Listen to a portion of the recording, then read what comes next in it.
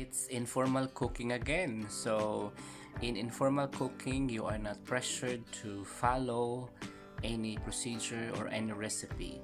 Whatever you have in mind, you can freely cook. So tonight I just came from the supermarket and I bought a cauliflower. Shall I say it again? Cauliflower, because it's very huge, and an eggplant.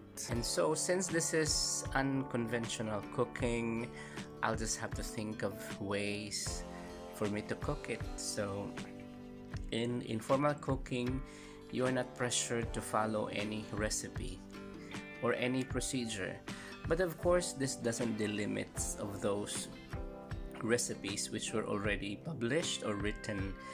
This doesn't even delimit you to do that. But in tonight's episode, or in today's episode, we're just going to continue with our informalities here in the accommodation. So I have to think of ways to survive because I am staying alone and I need to thrive and I need to have my energy, even if I didn't have my heavy meal today, just light snacks, in the office. So let's begin. Just a little trivia about cauliflower. This belongs to high value crops, or HVCs, and this is being cultivated only for 45 days, and then you will be able to have it. So just a little trivia about cauliflower. This is actually HB. So just a little trivia about cauliflower. This belongs to HVC, or high value crop. Shall we put S on it? High value crops, or HVCs. And this is actually being served in the hotel, including the broccoli, lettuce, and other high value crops, which is being cultivated only for 45 days. So after 45 days, if you are really good in cultivating it and you follow the procedure, so that is not a non-conventional farming, you'll be able to harvest cauliflower in 45 days. In 45 days. Why I said that? Because in the province I used to cultivate this and we are planting this there. So too much of my introduction. Let's begin cooking, and I'll begin frying first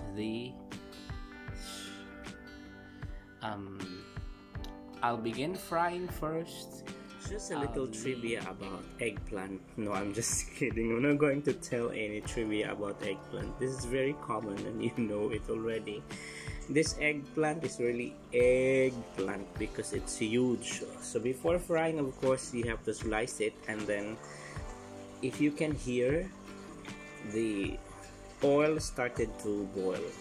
I turned on already the infrared and I put the pan on it already. Voila, I don't know what's the name. Perhaps because there is a water content.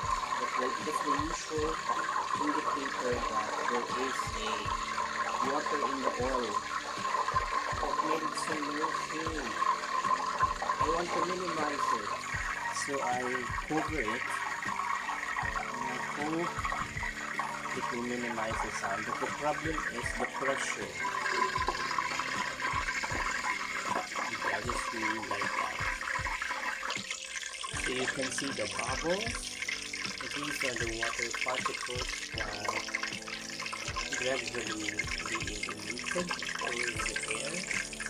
And this time, our pan is already being dominated with the oil. As the sound continuously, gradually reduces. It reduces its decibel.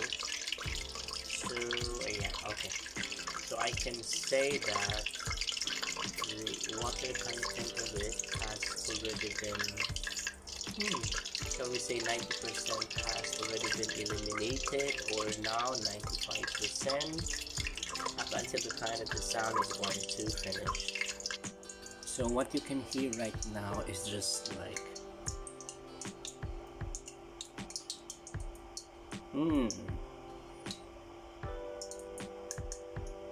there is no sound of the process to which water is being removed from the oil content, and by this it gives me signal that I can fry now the eggplant.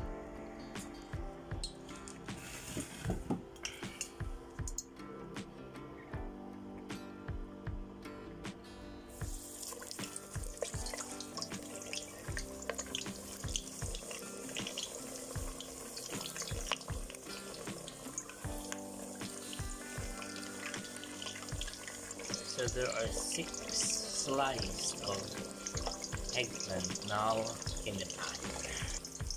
The brownish color of the eggplant in its surface signals me to turn it upside down.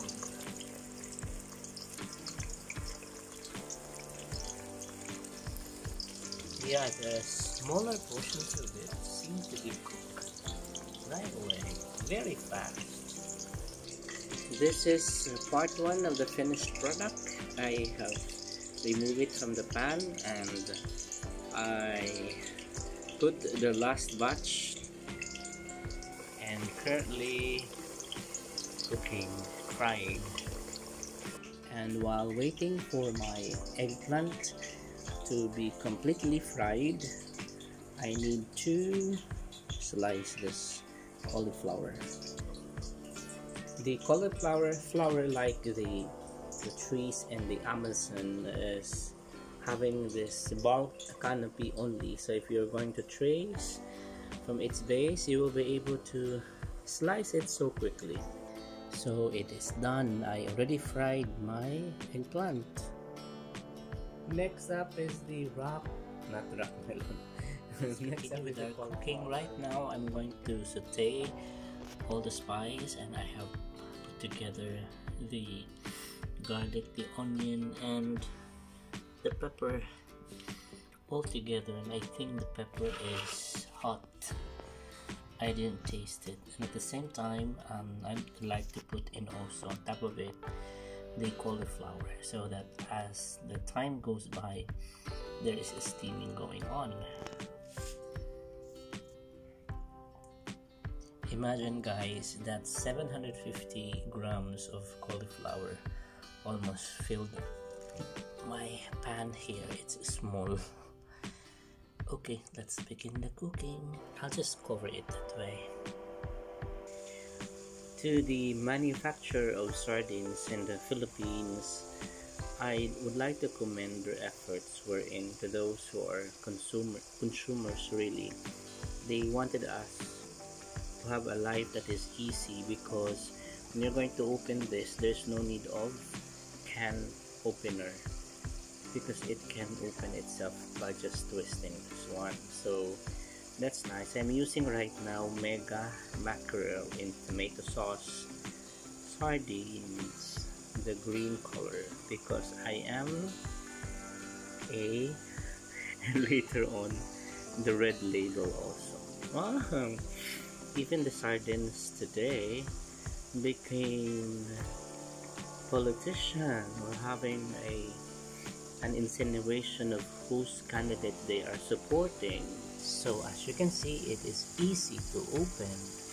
Thank you to the manufacturer of the sardines. And this particular sardines, we call it mega mackerel in tomato sauce sardines. And this is our cauliflower right now. Just 2 minutes from now, it's already cooked. I am right, it is hot. Here is our cauliflower in sardines. Our sinigang salmon yesterday is our fried eggplant, and this is our sauce, and the never-ending rice. Thank you, Lord, for the food that we are about to partake. I am about to partake tonight. Bless this, O Lord. Am I living in extravagance? No. It is only for today. Thank you, Lord, in Jesus' name. My tender ham food.